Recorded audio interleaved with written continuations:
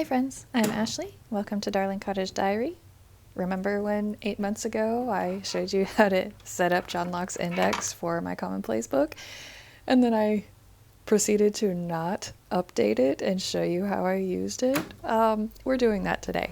I have been taking notes with my own personal study and annotating books directly, but I wanted to sit down and finally start adding to my Commonplace book because, I don't know, winter time tends to be the time when I do personal study the most. I'm currently reading several books at the same time. That is just how I do. I read one fiction book at a time, but I'm always in the middle of reading and jumping around different nonfiction books of various interests that I like, various topics that I like. And I've been reading Le Vagabond de Bonheur, which is a French book that goes down the alphabet. I've mentioned it in a few other videos, that it talks about just really nice things, that it goes down the alphabet and it talks about these just little everyday happinesses as according to the first letter that the words start with, like D. Dance is one of them she covers. And so not only does it help me improve my French study with new vocabulary, a lot of her prose is really beautiful. If you speak more than one language, you understand how different languages, it doesn't translate always how beautiful something is said, and allegories that are used, metaphors that are used, etc. So I like writing those down in the original French, and then of course new words I like being able to translate so I can memorize them better.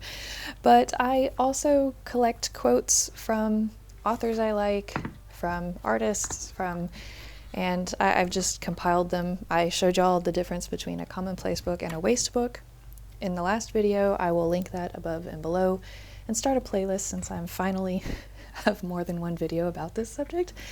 But essentially the organization of it is going to keep me from putting out off any longer. So just getting set up here, I wanted to do a little bit of scrapbooking around the edges and make sure that I had my margins filled in, which were the lines that I just drew. I like having margins for my own thoughts, or like connecting pages, connecting reading, and the internal part of the page is more of the notations.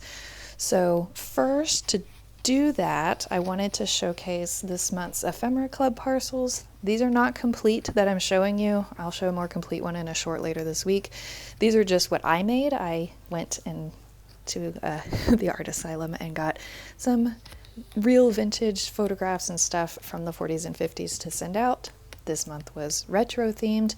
All of those are individual stickers from old milk bottle caps, and then all of these I designed and layered from real vintage ephemera that I've found and scanned and printed for everybody. And that vellum butter, that's like a butter company cover in French, and I love it on the vellum because it looks like wax paper that butter comes in. This is a real vintage page. Kind of pained me to tear this out of the little how-to book, but oh, they were too pretty to not just send out a full page to everybody. So anyway, I wanted to go with kind of neutral tones, primary colors with these pages because of the colors of the pages themselves. And this sticker is, I wanted to leave it blank. I was going to write something snarky in that little text box, but I figured you would want to write something yourself, as in how I'm going to use it as the title for this page, which is just going to be quotes. And if you don't know what Ephemera Club is, it's just my Patreon support channel. And you can go to the link in the description box, but I send out monthly ephemera that I design myself, as well as find vintage pieces for kind of just whatever I find that month. You vote on themes. We have a Discord server. It's fun. And you also can join at a lower tier for digital printables or for free, just to make sure you don't miss any of my videos, because I post all of my long videos on that, and YouTube sometimes sometimes isn't great on making sure everybody gets my videos in their feeds. So anyway, moving on, I wanted to just maybe put something in like the top and bottom corners, and then have the quotes I had in mind in the central parts of the pages. Now, I had very lofty dreams of what I was going to be able to accomplish in one video when I sat down to do this, which is just the story of my life on this channel. But I have a waste book full of quotes that I wanted to fill in, and then I wanted to do another page of the Poetic Edda quotes that I've been reading through. I'm about halfway through it. It's the Dr. Jackson Crawford translation. It's wonderful. And I had read that a long time ago, probably when I was in junior high or high school. And it just, if you're a reader, you know that things hit differently when you're an adult, or just hit differently when you've gone through certain things in your life, and you see it with different eyes. That's why I'm a book hoarder, because it's not enough for me to just read it once and then remember it fondly. I have to go back and read a lot of books, especially if they really get to me, because it is like reading it again with a whole new set of fresh eyes. And so anyway, Poetic Edda, as well as a couple of other more classic books, some psychology books, an artist book. Like I had plans to do a lot of it. Two French books. One of them is on writing letters, which I'm very excited to journal about, but I frankly feel like I need to get a little further into it before I sit down to film a video on it. But I'm really excited to share some of that with you, because the insights of letter writing etiquette in 1920s France was, some of it is hilarious and some of it is, it's just good knowledge to have. So anyway, this right here that I'm writing is a quote from Cormac McCarthy. He is one of America's great novelists. If you have read All the Pretty Horses, or he's got so many. All the Pretty Horses is the last one that I've read. The Road is one, but if you know him, he's very not a happy ending kind of guy. He is a stiff upper lip kind of author, and you have to go into it knowing that somebody is probably going to meet their end. A character you love, you're going to lose them along the way. Like, he's just, he goes down in there. And one of his quotes that I love is, "The world's a dark place and there's a cold wind blowing, so you've got to turn up your collar and walk on." And it's just the spirit of that, of you just got to keep going. It's something I really like. And there are a couple of scenic quotes I really love from him, especially out of All the Pretty Horses, that I'm going to write later. I might do a whole page on just that book because there are so many good ones. But the second quote is, "Judge a man by his questions, not by his answers." And as an educator, again, I love this quote so much, and the fact that it's by Voltaire, who is a French philosopher, is also wonderful. And then the last quote that I'm writing is, "A dabbler of science, a picker-up of shells on the shores of the great unknown ocean." And that was from the Hound of Baskervilles by Sir Arthur Conan Doyle. I did a whole page on that a few weeks ago, but I didn't do a voiceover. Usually with my book reviews, I do a voiceover, but I didn't with that one because not only was I fighting a cold and did not sound very nice on camera, we also had a really nice thunderstorm that came through, and the sounds of the storm with the sounds of the journaling, I figured my ASMR audience would just absolutely love the atmosphere. And so I didn't want to do a voiceover with that one, but that was one of my favorite quotes from that book.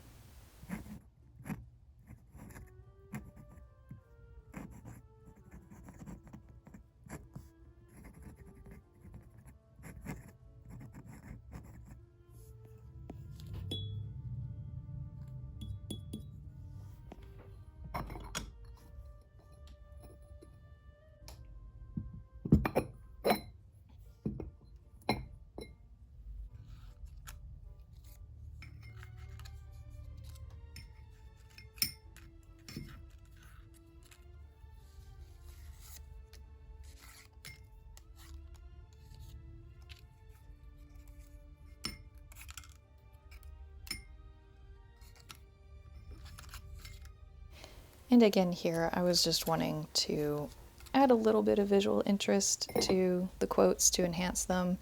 The suitcases and perfume bottles, as well as the hand. I like the vintage feel of them. The hand in particular.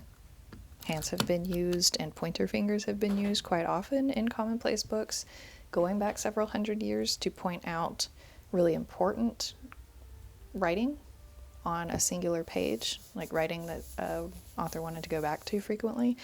And so the suitcases and everything, I just liked them. They were pretty and spoke to the kind of vintage nature of the things that they were talking about. And the next quote I'll be writing is from Anne Frank. And anybody who is a writer, journaler, letter person, anybody who loves paper in any shape or form, artists, anybody with the old souls of us, she said, or she wrote actually, paper is more patient than people. And I felt that so deeply when I read it, because it is true. You can sit, and when you sit down, especially when you're writing a pen pal or you're writing a letter to somebody you care about, the paper does not rush you. You can sit and think about the most important, succinct ways to say something to somebody without feeling rushed. And that's very important to, I think everybody probably could find the importance of that. Me in particular, I struggle speaking with words because I don't know if it's the tism or if it is the fear of being misunderstood when I'm speaking, or just the fact that sometimes the words are not there. I'll be talking, I do it on my voiceovers, I'll be talking and then hit a wall, and my brain has gone blank with what I was going to say. And that doesn't happen when I write. When I write, it's like there's a connection between my mind and my hand that never hits a wall. And there's something about it coming out of my mouth that oftentimes people become frustrated with me because I do it. And I'm also from the South in the United States, and we have a lyrical way of speaking. It's considered polite to speak slowly to give somebody who's listening to you a moment to ponder what you're saying, rather than speak quickly and assume that they're listening so intently that they absorbed everything you said. It's seen as polite to speak slowly. And so that is part of it too. But I just loved that so much. Paper is more patient than people. Always comforting.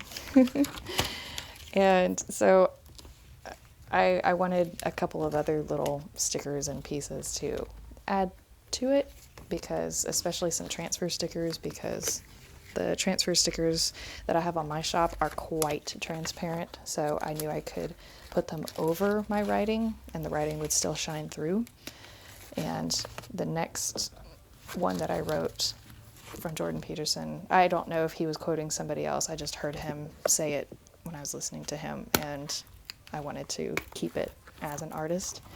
He said, "A real piece of art is a window to the transcendent."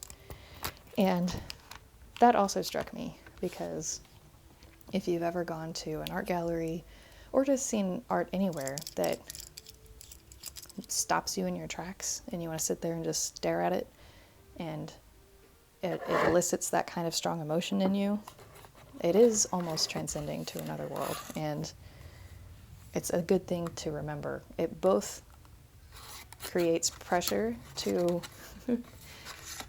make something you're proud of, but also takes off the pressure when you start making something, because it's like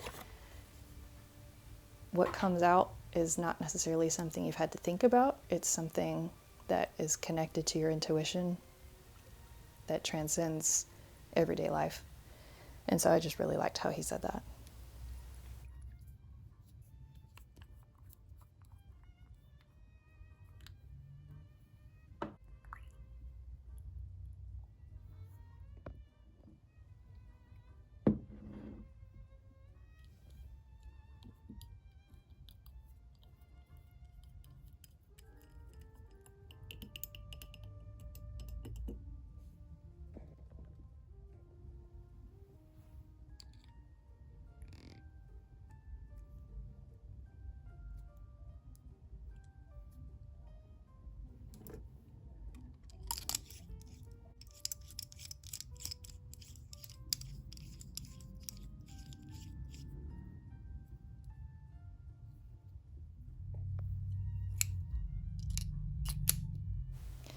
This is the book I was talking about, the French book that I've been reading through the with the alphabet. As you can see, C had champagne, but it had cat, and it had a whole lot of other things. Here, under dance, this is a quote from Nietzsche.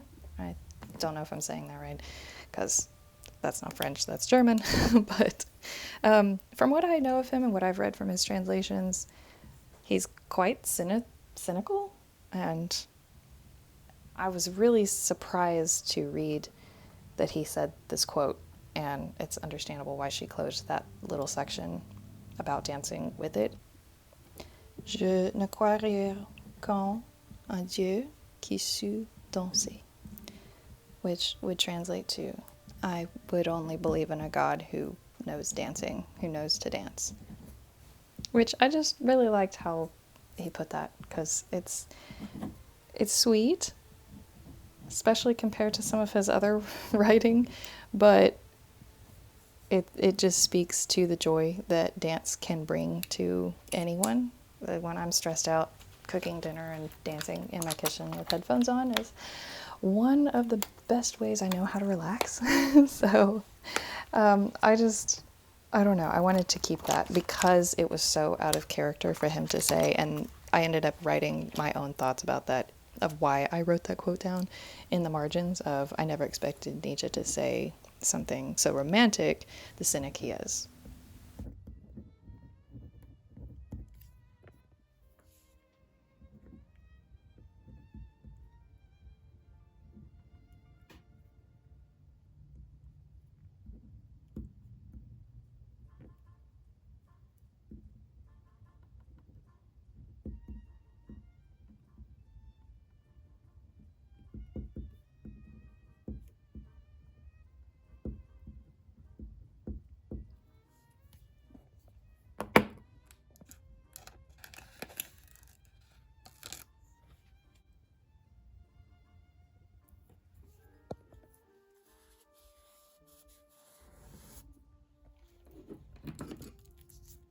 Anyway, so I just wanted to finish embellishing a little bit, and hopefully this gives you an idea of at least one way that you can commonplace.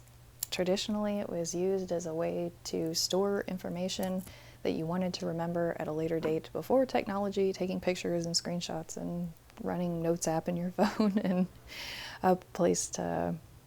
It's a journal, but not necessarily about your own thoughts and feelings about life, or, you know, like a life tracker like a diary is, or a bullet journal is. It's more about intellectual pursuits and what you think about them. And so obviously this is a quotes page. I plan on pulling in other things from scientific journals and historical books, etc. But to get you started, to get, honestly, not to get you started, it's to get myself started into adding to it more regularly. But I hope you enjoyed this. I hope it gives you, maybe if you're starting journaling and you're not quite sure how to, or you feel awkward writing about your daily life, maybe this can help with that. Just get you writing something and doing a little bit of decoration to make it pretty. So I hope you have a wonderful week, and if you are interested in any of my other videos, please go check them out. Make sure to subscribe if you would like to see this kind of stuff again. I usually do silent vlogs here, but every once in a while I like doing a voiceover, and my audience is about half and half every time I ask them about if they like the quiet or the talking. So anyway, if you liked the right page quotes better or decoration better, please leave me a little quill pen in the comments. And if you liked the left page better, leave me a little stack of books. I think that would be good. And tell me if there's a quote that really speaks to you, because I'm always looking to add more to this section. Anyway, I hope you have a wonderful week, friends. Thank you for being here. Bye.